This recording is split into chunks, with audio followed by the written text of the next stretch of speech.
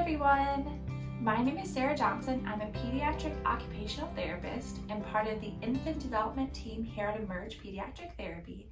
And I'm also a Certified Lactation Counselor, or CLC, specializing in working with mothers and infants on breastfeeding difficulties. What we're going to talk about today is the optimal position for beginning breastfeeding and looking at things such as the infant's body positioning, their gape response, and how to get a good initial latch when you're beginning breastfeeding. So the first thing we're going to talk about is the position of the baby at the breast. So when we're looking at optimal position for breastfeeding, we want the infant to be completely turned into the mother. So one thing we typically say is that we want the infant's tummy to the mom's tummy, and then we also look for the nose to line up to the nipple. And the important thing with this is that this puts the infant in the best position for the next step in latching, which is called the gape response.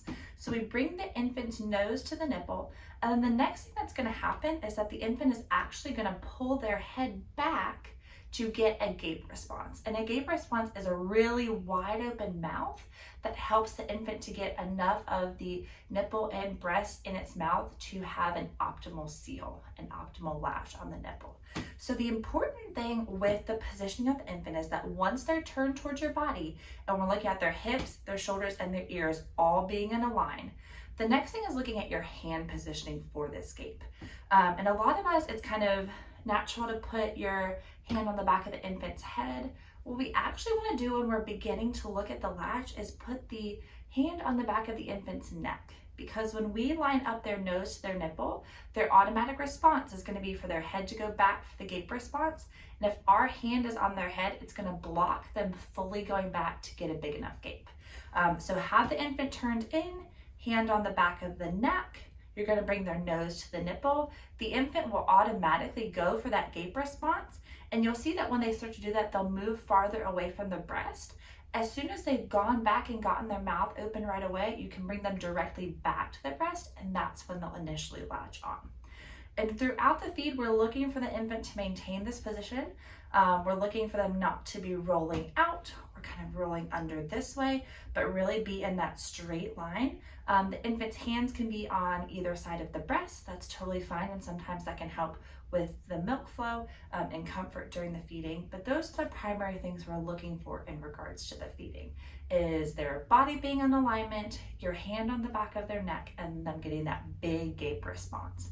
And that should be a really big, we actually look for 140 degrees or larger of an angle, so we're looking for a really, really big opening so the infant can effectively latch.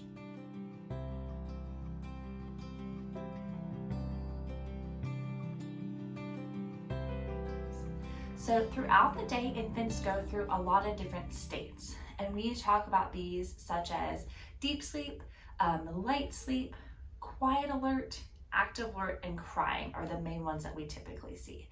So deep sleep is when your infant is very deeply asleep and they're not moving at all, and this is not an optimal time to begin a feed. The next state, however, is light sleep, and this is typically a period of time where as the infant's sleeping, you start to see their eyes moving back and forth. Even though their eyes are closed, you see a little bit of movement back and forth. The infant might start to move their body, kind of stretch out. Their head might turn to each side. They might do a little bit of a rooting motion. This light sleep period can be a good time to begin a breastfeeding session. If it's something that you kind of see that the infant's starting to search, you can try to bring the infant to the breast at that time. The next stage after that is the quiet alert.